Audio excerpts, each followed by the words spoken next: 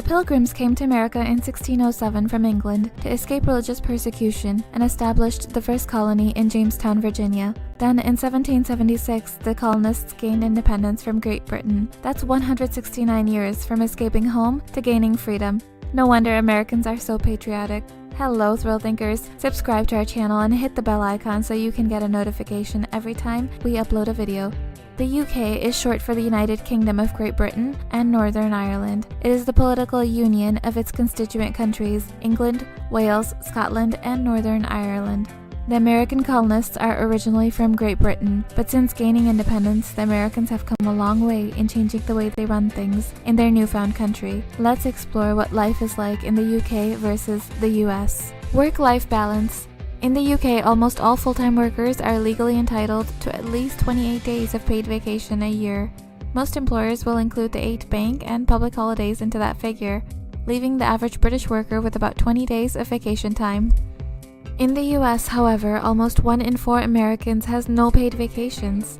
Most employers offer 10 days of paid vacation, but most employees don't even use all these days because they're afraid that they're replaceable and/or because they're afraid that the workload would pile up while they're away. In 2013, the Center for Economic and Policy Research found that the US was the only advanced economy in the world that did not mandate any paid vacations for the workforce.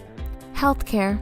Healthcare in the UK is publicly funded by the National Health Service, which is run by the British government. All appointments, treatments, and most prescription drugs are free to the patient, though paid for through taxes. In a global league table of healthcare systems, the World Health Organization ranked UK number 18. The US was ranked number 37.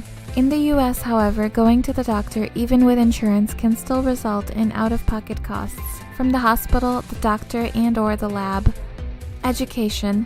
Tuition costs about £9,000 for home students in the UK, which converts to about $13,000 US. International student fees is about £10,000, but can be about £38,000 for medical degrees. In comparison, the average cost of tuition in the US is $10,000 at a public university for in-state residents, $21,000 for out-of-state residents, and $36,000 at a private university. Also, it takes 3 years to complete a bachelor's degree in the UK as compared to 4 years in the US. When we compared the quality of education between both countries, we found that the UK focuses on smaller classroom sizes, which means more chances to interact with professors that are experts in their field. Rather than share a lecture hall with hundreds of students, this is often more common in the US.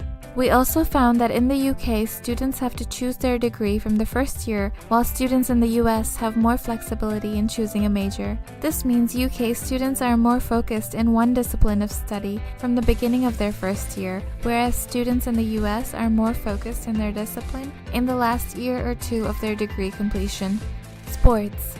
Generally speaking, the US is more competitive.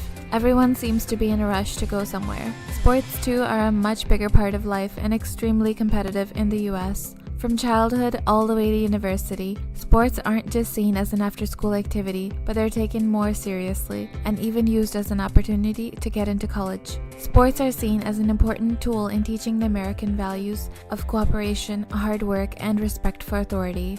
In the UK, sports are seen as more of a culture that is provided by private schools. The big 4 sports are rugby, cricket, hockey, and football. By football, I mean soccer. Admissions into UK universities place less emphasis on an applicant's sports participation and more emphasis on co-curricular activities like math club, debate, or theater. Safety. When it comes to safety, the biggest difference between the US and UK is easily gun control. In the UK, after 16 5- and 6-year-old kids were killed in Dunblane Primary School in Scotland in 1996, the Firearms Amendment Act of 1997 was passed. It banned all cartridge ammunition handguns. Along with the legislation, enforcement of the law by local authorities resulted in a decline in gun crime by the 2000s.